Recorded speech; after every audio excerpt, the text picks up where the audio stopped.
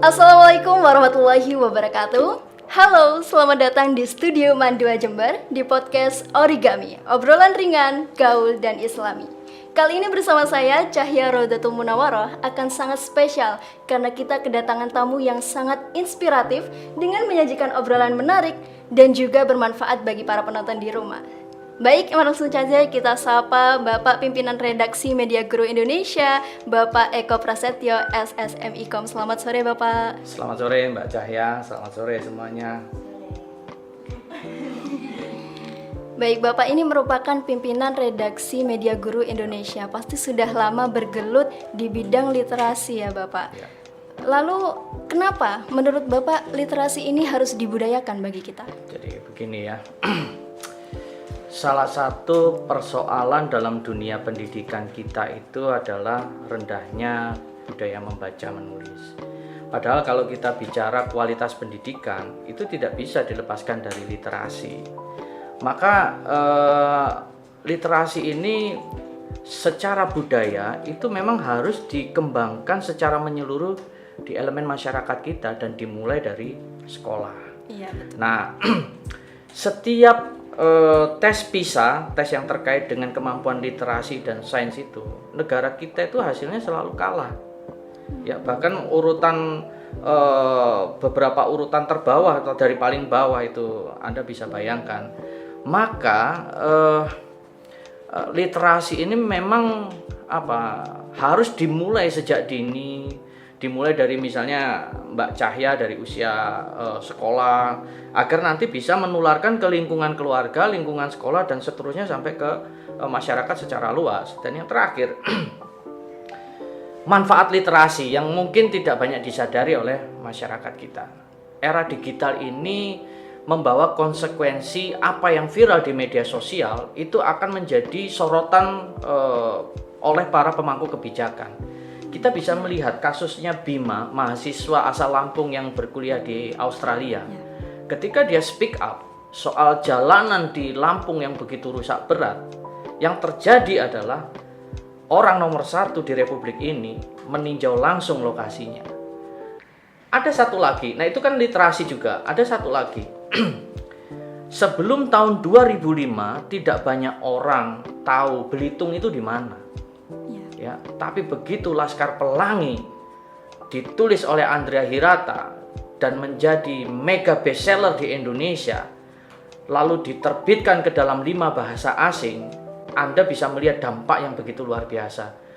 Sekolah orang-orang yang terlibat dalam Laskar Pelangi itu dijadikan museum di Belitung Timur. Jaraknya 2 jam dari Tanjung Pandan, kota Tanjung Pandan di Pulau Belitung, Provinsi Bangka Belitung. Jadi andai kata misalnya ada penulis hebat yang lahir dari alumni MAN 2 Jember ini, atau ada siswa penulis yang ada di MAN 2 Jember ini, lalu dia bisa membawa sebuah dampak yang positif, tidak hanya bagi lembaga pendidikan ini, tapi juga bagi Kabupaten Jember secara keseluruhan. Betapa luar biasa. Nah, saya melihat itu harus dimulai dari kita, bagaimana kita mencintai budaya literasi membaca dan literasi menulis. Tidak ada kata terlambat, ya. Kita membangun kesadaran itu memang tidak pernah mudah, Mbak Cahya. Tapi kita harus yakin bahwa itu bisa kita lakukan jika kita bekerja bersama-sama. Betul sekali, Bapak. Tadi Bapak bilang kan kalau literasi ini sangat penting ya bagi semua elemen masyarakat. Tapi meninjau dari faktor-faktor di Indonesia saat ini, kan banyak sekali literasi membaca itu sangat sedikit. Bahkan di kalangan anak muda kayak sepele caption di Instagram ataupun TikTok pun itu tidak dibaca loh, Pak. Menurut Bapak bagaimana? Ya, jadi itu merupakan salah satu fakta bahwa budaya membaca itu belum menjadi kesadaran secara utuh ya, secara massal. Nah, cara yang terbaik adalah kita memulainya dari diri kita sendiri. Setiap manusia itu selalu memiliki kebutuhan primer, kebutuhan sekunder. Nah, saya pribadi menjadikan membaca itu sebagai seolah-olah kebutuhan primer. Setiap malam saya membaca. Setiap malam, Be. Entah itu membaca buku, entah itu membaca berita. Saya paling suka membaca berita tentang kesehatan. Mungkin karena memang faktor usia yang membuat saya harus hidup dengan pola yang sehat. Sehingga saya membutuhkan asupan informasi tentang artikel-artikel kesehatan setiap malam. Saya juga membaca buku. Untuk apa? Untuk merefresh. Karena memori manusia itu sangat terbatas. Apalagi memang kepentingannya, karena saya kan seorang pendidik. Ya, belajar itu harus sepanjang hayat dan tidak pernah mengenal terlambat. Salah satu asupan gizi, karena saya juga seorang penulis, adalah membaca. Membaca itu nutrisi inti kita. Nah, kalau kita berkaca pada agama kita, misalnya agama Islam, ayat pertama yang turun adalah Iqra, bacalah.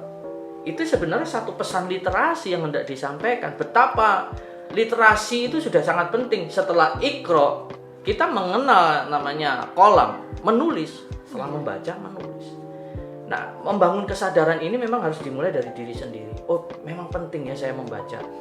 Mbak Cahya bisa bayangkan, mengapa penderita diabetes di Indonesia ini termasuk terbanyak? Kenapa, Pak?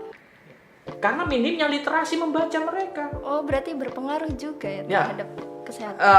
Artinya kalau orang semasa usia 30 sampai 50 dia tidak memiliki pola makan yang baik, serampangan, ya, itu salah satu penyebabnya karena dia tidak literat, tidak membaca.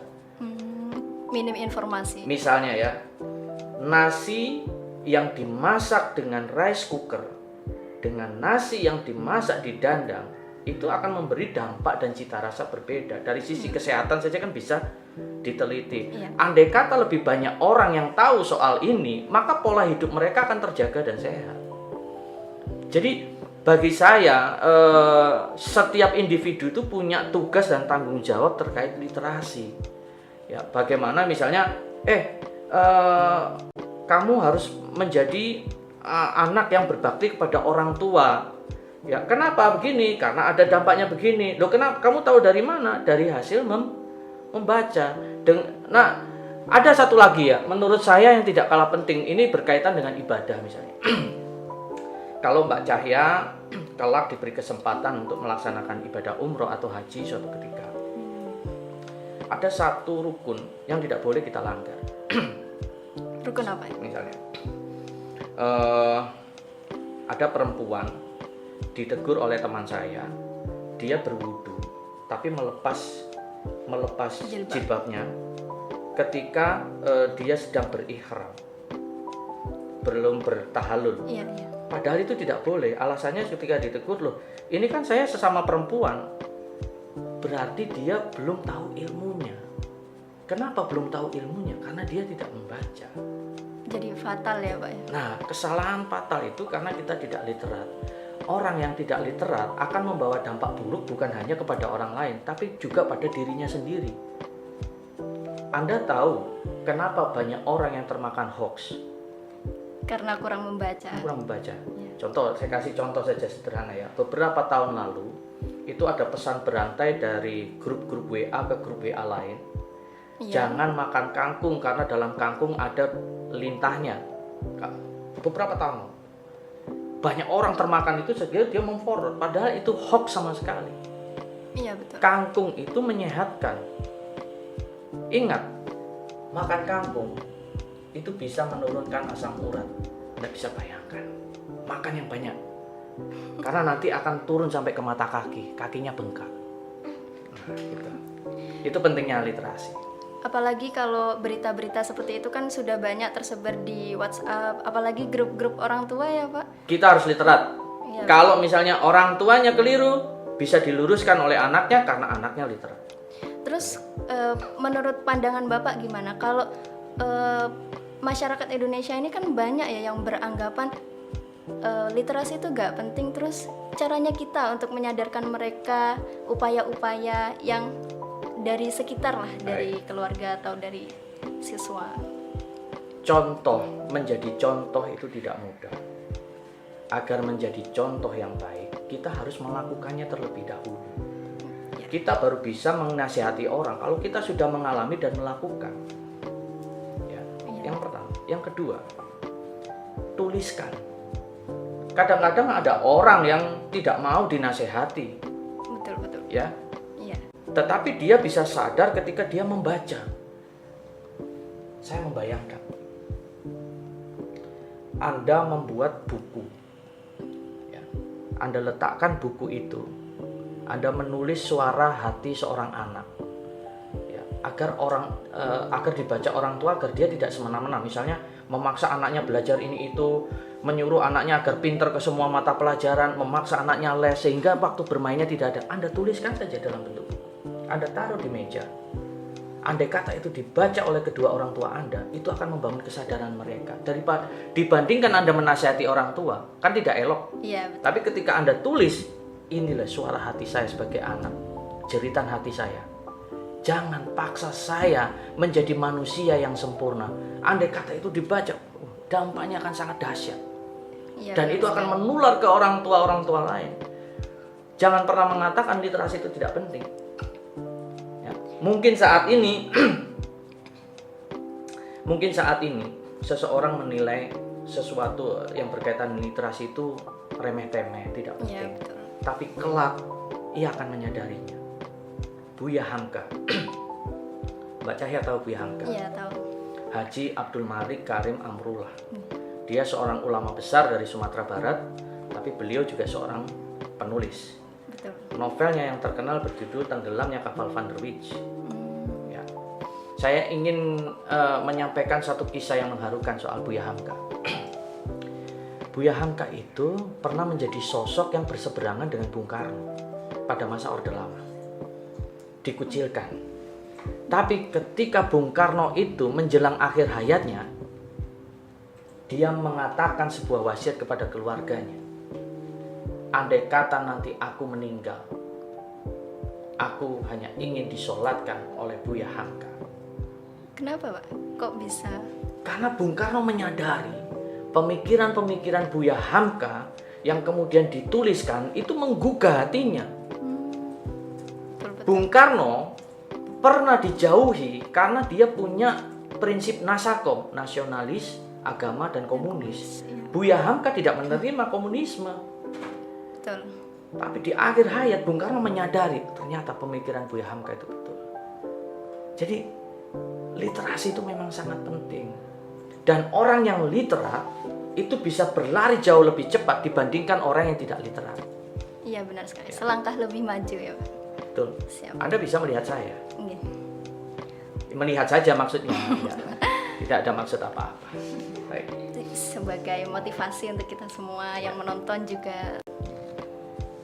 Jadi, wah, berarti literasi ini sangat-sangat bermanfaat ya bagi kita semua. Betul. Sangat, Literasi itu sebenarnya perintah Tuhan, benar. perintah Allah. Ya.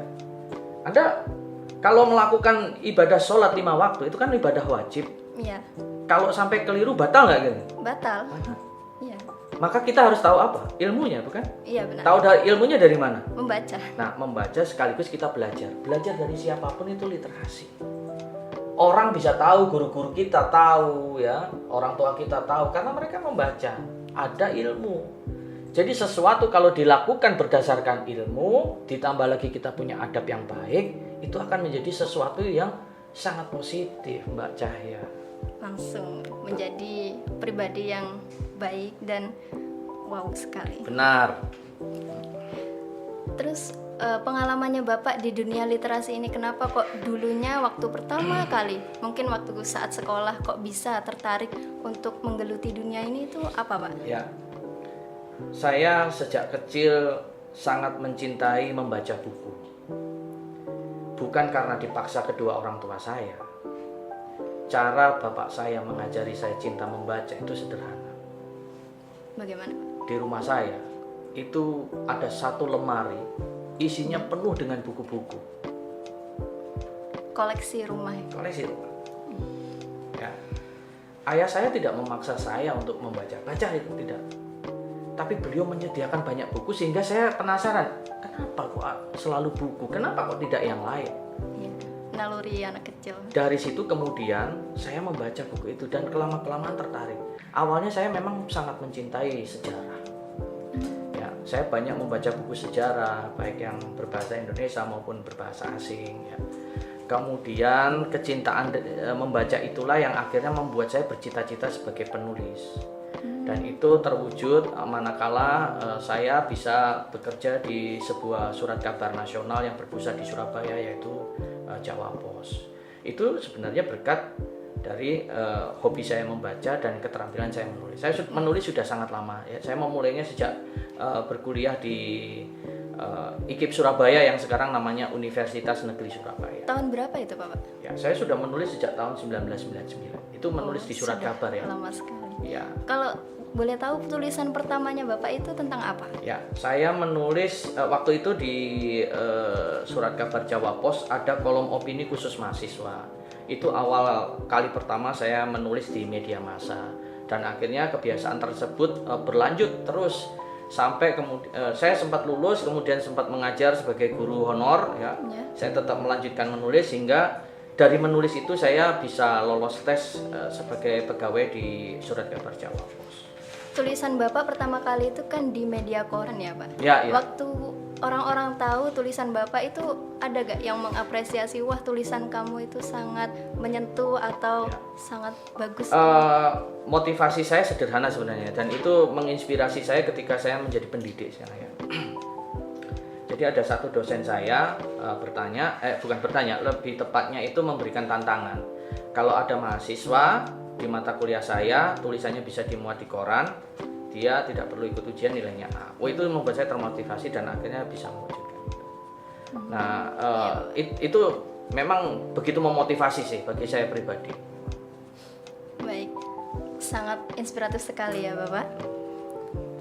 Terakhir nih, sedikit motivasi untuk teman-teman yang sedang menonton YouTube podcast Origami kali ini. Baik, ya. Bagaimana untuk bisa mengikuti jejak Pak Eko sebagai pegiat literasi itu? Tidak harus kita mengikuti jejak orang lain ya, tetapi soal literasi ini saya punya satu pesan. Tapi sebelum pesan itu, literasi akan membuat Anda terlihat lebih elegan ya. Siap.